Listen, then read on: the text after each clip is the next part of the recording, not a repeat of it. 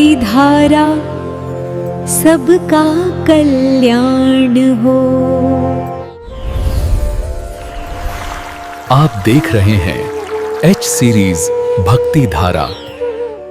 जय श्री राम श्रोताओं, आज आपको मैं गरुड़ पुराण के अंतर्गत आगे राजा बृहभुवाहन की कथा, राजा द्वारा प्रेत के निमित्त की गई अर्धदेही क्रिया एवं व्रत उत्सर्ग से प्रेत का उद्धार की कथा सुना रहा हूँ। तो सुनिए। गरुड़ ने कहा, हे निष्पाप देव, आपने ये कहा कि जब मनुष्य की अर्धदेही क्रिया करने वाला कोई न हो तो उस आद्य क्रिया को राजा संपन्न कर सकता है। प्राचीन काल में क्या किसी राजा ने किसी ऐसे व्यक्ति की अर्धदेही आदि क्रियाएं संपन्न की थी? श्री कृष्ण ने कहा, हे सुप्राण, तुम सुनो। जिस राजा ने इस क्रिया को किया था मैं उसके विषय में कहूँगा। त्रेता युग में वंग देश में बृहभुवाहन नामक का एक राजा था। हे पक्षींद्र, वह समुद्र से चारों ओर गिरी हुई अपनी पृथ्वी की धर्मानुसार भली भांति रक्षा करता था। उसने अपने जीवन काल में इस संपूर्ण पृथ्वी का विधिवत भोग किया। उसके शासनकाल में कोई भी पापी नहीं था। प्रजाओं को न तो चोर का भय था और न तो दुष्ट जनों के द्वारा किए गए उपद्रवियों का आतंक था। उसके राज्य काल में किसी भी प्रकार के रोग का भी भय नहीं था। सभी अपने अपने धर्म के अनुरक्त थे। वो राजा तेज में सूर्य की भांति, अक्षुब्धता, शांति में पर्वत के समान तथा सहिष्णुता में पृथ्वी के सदस्य था। किसी समय उस राजा ने 100 घुड़सवार सैनिकों को एक साथ मरक गया के लिए एक घने वन की ओर प्रस्थान किया। उस समय योद्धाओं के सिंहनाद, शंख तथा धुंदुभियों की धमनी से मिलकर निकले किलहाट से भरे शब्दों से वातावरण गूंजा रहा था। वहाँ स्थान स्थान पर चारों ओर उस राजा की स्तुति हो रही थी। चलते चलते उस राजा को नंदन वन के समान एक वन दिखाई पड़ा। वह वन बिलव, मंदार, खदीर, केत, बांस के वृक्षों से परिव्यास था। ऊंचे नीचे पर्वतों से चारों ओर घिरा हुआ था। जल रहित तथा निर्जन उस वन का विस्तार कई योजन का था। मरक, सिंह तथा अन्य महाभयंकर हिंसक जीव जंतु उसमें भरे हुए थे। उसने सेवक एवं सैनिकों के साथ नाना प्रकार के मृगों को मारते हुए उस नृशार्दूल खेल में उस वन को विक्षुब्ध कर दिया। इसके बाद राजा ने किसी एक मृग के कुक्षी बाण का प्रहार किया। आहत होकर भी वह मृग बड़ी तेजी से दौड़ पड़ा। राजा ने भी उस मृग का पीछा किया। अकेला अत्यधिक दूरी तक करने के कारण थका हुआ, भूख प्यासे से पीड़ित वो राजा उस वन को पार कर एक दूसरे घनघोर वन में जा पहुंचा। अत्यंत प्यास से क्षुब्ध होकर वह उस वन में इधर उधर जल खोजने लगा। अंश एवं सारस पक्षियों के शब्दों से सूचित किए गए पूर्व चक्र नामक सरोवर पर जाकर उसने अश्रु के साथ वहां स्नान किया। तदंतर उस सरोवर के लाल एवं नीले कमलों के पराग से सुगंधित शीतल जल को पीकर वह जल से बाहर आया। मार्ग में अत्यधिक चलने के कारण थके हुए राजा ने उसी सरोवर के किनारे एक छायादार वट वृक्ष को देखकर उसमें अपने घोड़े को बांध दिया। तत्पश्चात आसन को बिछाकर तथा ढाल की तकिया लगाकर क्षण भर में ही शीतल मंद वायु के सुख की अनुभूति करता हुआ वह सो गया।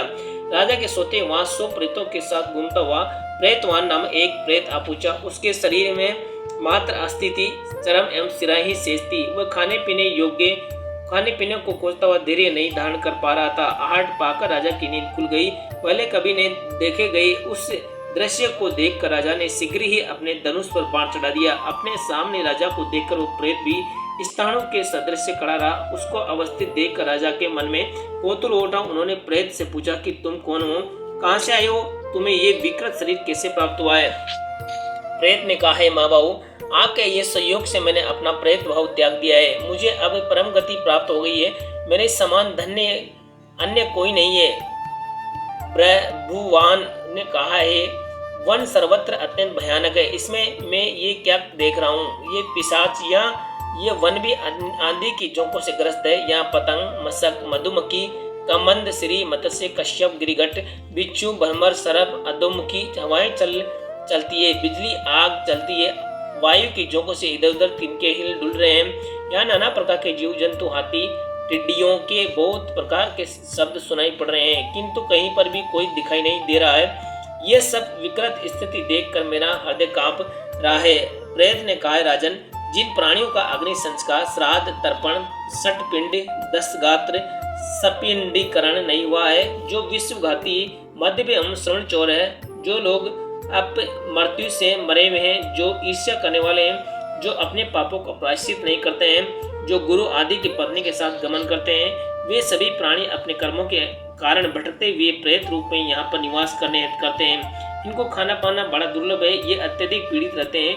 हे राजन, कृपया आप इनका अर्धदेहिक संस्कार करें। जिनके माता पिता पुत्र एवं भाई बंधु नहीं है, उनका अर्धदेहिक संस्कार राजा को स्वयं करना चाहिए। राजा इससे अपने पारलौकिक शुभ कर्म को भी संपन्न कर सकता है और वह सभी दुखों से विमुक्त हो सकता है। इस कर्म से सम्मानित होकर राजा अपनी दुर्गति दूर कर सकता है। इस संसार में कौन किसका भाई, कौन किसका पुत्र, कौन किसकी स्त्री है, सभी स्वार्थ के वशीभूत है। उनमें मनुष्य को विश्वास नहीं करना चाहिए, क्योंकि वह अपने कर्मों का स्वयं ही भोग करता है। धन घर में छूट जाता है, भाई बंधु संसार में छूट जाते हैं और शरीर काष्ठ को सौंप दिया जाता है। जीव के साथ पाप पुण्य ही जाता है।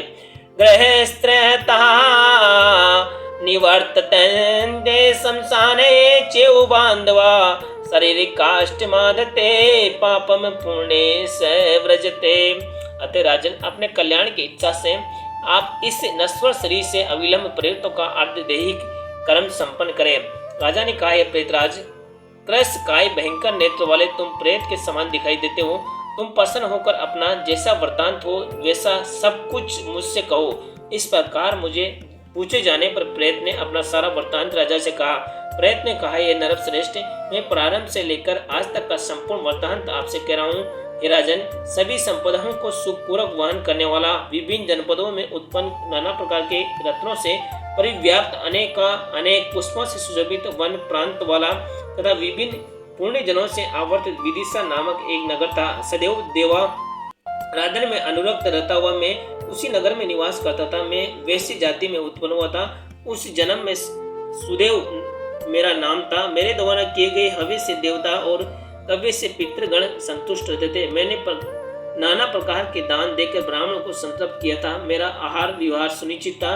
दीनहीन, अनाथ और विशिष्ट सत्पात्रों को मैंने अनेक प्रकार से सहायता पहुंचाई थी, किंतु देव योग से वह सब कुछ निष्फल हो गया।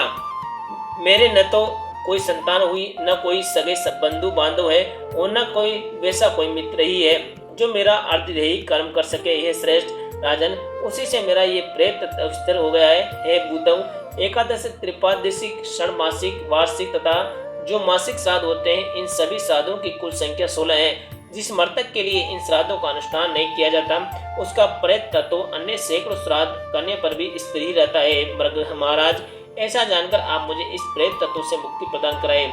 इस संसार में राजा सभी वर्णों का बंधु कहा गया है, इसलिए आप मेरा निस्तार करें। राजेंद्र, मैं आपको ये मणि रत्न दे रहा हूँ। जिस प्रकार मेरा कल्याण हो, मुझ पर कृपा करके आप वैसा ही कार्य करें। मेरे निष्ठुर सपिंडों एवं सगोत्रियों ने मेरे लिए वर्षोत्सर्ग नहीं किया है, उसी में मैं इस प्रेत योनि को प्राप्त हुआ हूँ। भूख प्यास से आक्रांत में खाने पीने के लिए कुछ नहीं पा रहा हूँ, उसी से मेरे शरीर में ये विकृति आई है। शरीर कर्ष हो गया है, उसमें मांस तक नहीं रह गया है। भूख प्यास से उत्पन्न इस मान दुख को मैं बार बार भोग रहा हूँ। वर्षोत्सर्ग न होने के कारण एक कष्टकारी प्रेत तत्व मुझे प्राप्त हुआ है। राजन, ये दशांति सिंधु, इसलिए मैं प्रेत तत्व निर्वर्तियों के निमित्त आपसे प्रार्थना कर रहा हूँ, आप मेरा कल्याण करें। राजा ने कहा, प्रेत, मेरे कुल का कोई प्रेत हुआ है, ये मनुष्य कैसे जान सकता है? प्राणी इस प्रेत तत्व से कैसे मुक्त हो सकता है? ये सब तुम मुझे बताओ। प्रेत ने कहा, राजन, लिंग सिंह विशेष कीड़ा के कारण प्रेत योनि का अनुमान लगाना चाहिए। इस पृथ्वी पर प्रेत द्वारा उत्पन्न की गई जो पीड़ाएं हैं उनका मैं वर्णन कर रहा हूँ। जब स्त्रियों का ऋतुकाल निष्फल हो जाता है, वंश वृद्धि नहीं होती, अल्पवायु में किसी परिजन की मृत्यु हो जाती है, तो उससे प्रेत उत्पन्न पीड़ा माननी चाहिए। अकस्मात जब जीविका छिन जाती है, लोगों के बीच अपनी प्रतिष्ठा विनष्ट हो जाती है, एकाएक घर जलकर नष्ट हो जाता है, तो उसे प्रेत जन्य पीड़ा ही माने। जब अपने घर में नित्य कलह हो, मिथ्या अपवाद हो, राज यक्षमा आदि रोग उत्पन्न हो जाए, तो उसे प्रेतोदो पीड़ा समझे। जब अपने प्राचीन अनियंत्रित व्यापार मार्ग में प्रयत्न करने पर भी मनुष्यों को सफलता नहीं मिलती, उसमें लाभ नहीं होता, अपितु हानि पड़ती है, तो उस पीड़ाओं को भी प्रेत जन्य ही माने। जब अच्छी वर्षा होने पर भी कृषि नष्ट हो जाती है, व्यापार में प्राणी की जीविका भी चली जाती है, अपनी स्त्री अनुकूल नहीं रह जाती, उस पीड़ा को भी प्रेत संबुद्ध माननी चाहिए। हे राजन, इसी प्रकार अन्य पीड़ाओं से आप प्रेत तत्वों का ज्ञान प्राप्त कर सकते हैं। राजेंद्र, जब मनुष्य वर्षों उत्सर्ग करता है तब जाकर वह प्रेत तत्व से मुक्त होता है। आपका ये कार्य अधिकार है, इसलिए कृपया आप मेरे उद्देश्य से वर्षों उत्सर्ग करें। आप इस मणि रत्न को ग्रहण करें, इसी के धन से मेरे लिए वर्षों उत्सर्ग करें। ये कार्य कार्तिक की पूर्णिमा अथवा आश्विन मास के मध्य काल में करना चाहिए। हे राजन, मेरा ये संस्कार रेवती नक्षत्र से युक्त तिथि में भी हो सकता है। हे श्रेष्ठ, ब्राह्मणों को निमंत्रित करके विधिवत अग्नि स्थापना तथा वेद मंत्रों के द्वारा यथा विधान होम करें। बहुत से ब्राह्मणों को बुलाकर इस रत्न से प्राप्त हुए धन के द्वारा उन्हें भोजन कराए। ऐसा करने से मुझे मुक्ति प्राप्त हो सकेगी। श्री कृष्ण ने कहा, खगेश। इसके बाद राजा ने उस प्रेत से ऐसा ही होगा ये कहकर मणि ले ली। जो व्यक्ति धन ले लेता है वह भी उस दाता की क्रिया करने का अधिकारी हो जाता है। प्रेत विषय इस प्रकार की वार्ता उन दोनों के मध्य जिस समय चल रही थी, उसी समय देखते ही देखते वहां घंटा और भेरियों की ध्वनि करती हुई राजा की चतुर्मुखी सेना आ गई। उस सेना के आते ही प्रेत अदृश्य हो गया।